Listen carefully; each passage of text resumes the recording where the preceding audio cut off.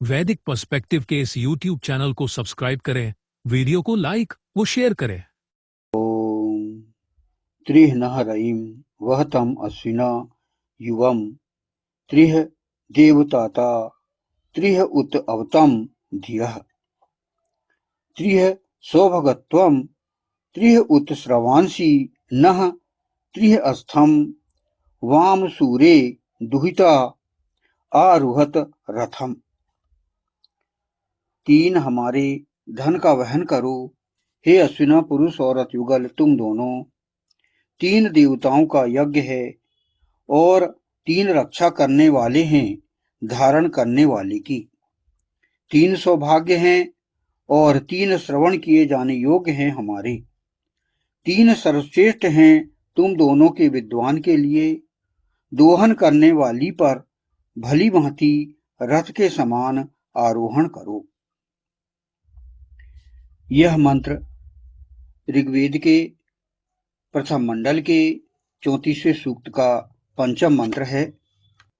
हम ईश्वर पर विश्वास करें, उसको एक माने और एक मानते हुए हम अपनी जो व्यवस्था है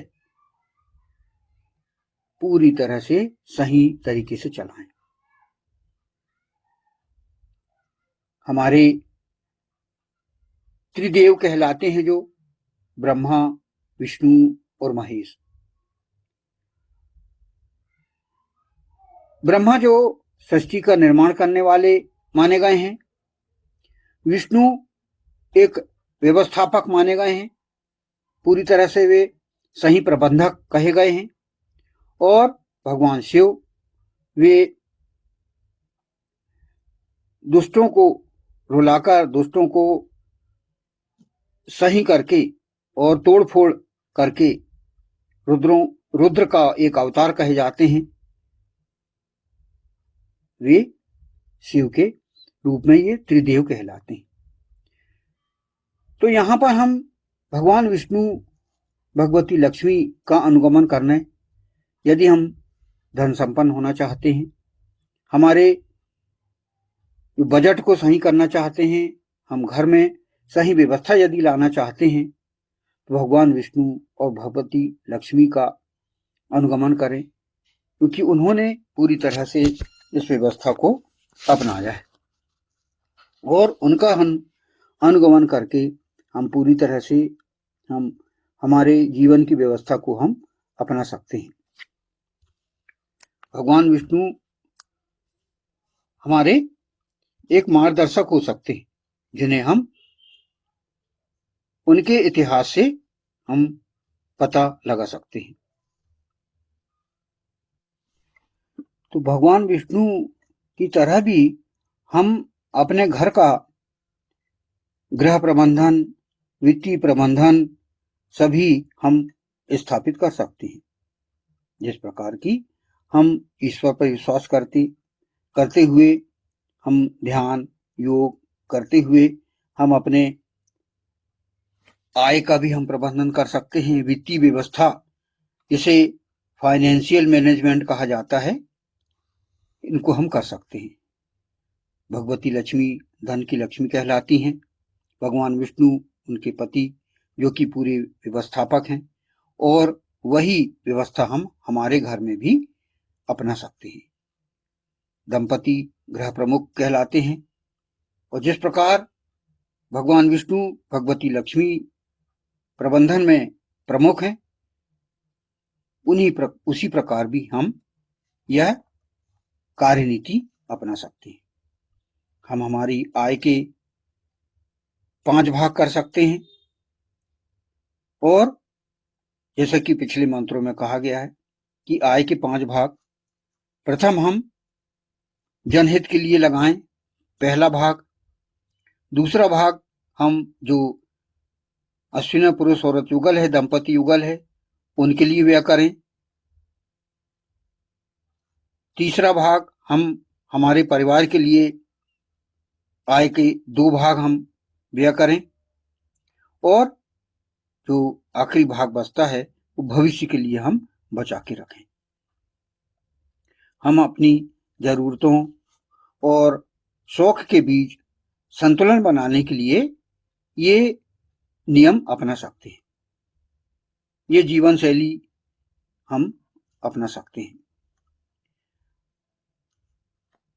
पांचवा भाग जो है वो अपन आपातकालीन कोष के लिए आप बचा सकते हो, जिसमें कि कम से कम आप इमरजेंसी फंड जिसे कहा जाता है उसके लिए आप लगभग 9 से 6 महीने के खर्च के बराबर आप अपनी राशि अलग रखें, ताकि भविष्य की अनिश्चितताओं से मानसिक शांति बनी रहे। उसके लिए आप उस राशि को जमा करके रखिए। फिर आप मैनेजमेंट के अंतर्गत आप अपने जो अनुभवों पर खर्च कर सकते हैं, अपने वस्तुओं पर खर्च करना, और दीर्घकालीन खुशी के लिए आप जो है यात्रा करिए, कुछ सीखिए, कुछ रिसर्च करिए, अपना भी आपको निर्माण करना है, अपने आप का भी। तो ये वित्तीय प्रबंधन के अंतर्गत हम अपना ये व्यवस्था कर सकते हैं, जिससे हमारा जो है मानसिक रूप से शांति हमें मिलेगी। हमें यदि हम इसे अपना सही व्यवस्थित रूप से हम नहीं चलाएंगे तो हमारे मन में भी चिंताएं बनी रहती हैं। तो हमारे बजट को हम मासिक बजट के आधार पर पूरी तरह से व्यवस्थित रखें, कोई हमारे ऊपर अतिरिक्त कर्ज ना हो, कोई आर्थिक बोझ ना हो। तो इसके लिए पूरी व्यवस्था वेद में बता दी गई है। अब आता है असली धन तो हमारा स्वास्थ्य होता है। स्वस्थ व्यक्ति रहे तो वह भी एक धन संपन्न कहला सकता है। यदि धन होने के बावजूद भी स्वास्थ्य ठीक नहीं है तो हमारा जीवन सुखद नहीं हो सकता। इसके लिए आप नियमित व्यायाम और अच्छी नींद को प्राथमिकता दें। स्वास्थ्य भी हमारा धन है, इसके लिए हम यह उपाय कर सकते हैं। मानसिक और शारीरिक स्वास्थ्य हमारे लिए जरूरी है। यदि हम हमारे इस शरीर के धन को हम अच्छे से नहीं अपनाएंगे तो हम आगे डिप्रेशन में जा सकते हैं, कोई बीमारी हमको लग सकती है और हम दुखी जीवन बिताने के लिए मजबूर हो सकते हैं। इसके लिए जरूरी है कि आप अपने स्वास्थ्य का ध्यान रखिए।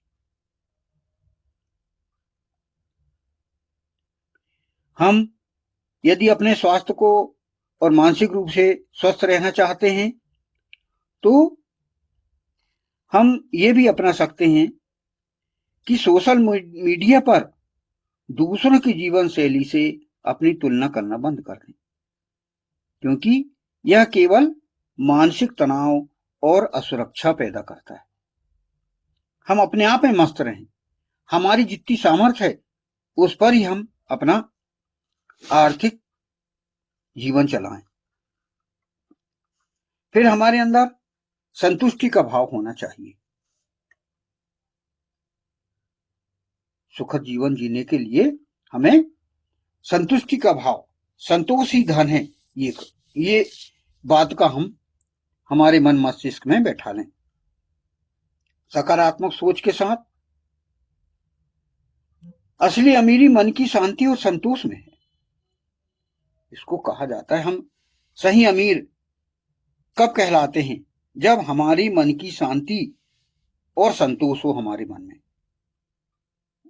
क्योंकि धन तो जीवन जीने का साधन माने, हम धन को हम हमारे जीवन के जीने का साधन माने, धन को हम साध्य न बनाएं, लक्ष्य न बनाएं कि हमें इतनी राशि कमाना ही पड़ेगा, इतनी राशि हमें अर्जित करनी पड़ेगा। ऐसा नहीं, हमारे जीवन को हम जीने के लिए पैसा रुपया ये साधन माने, साध्य नहीं।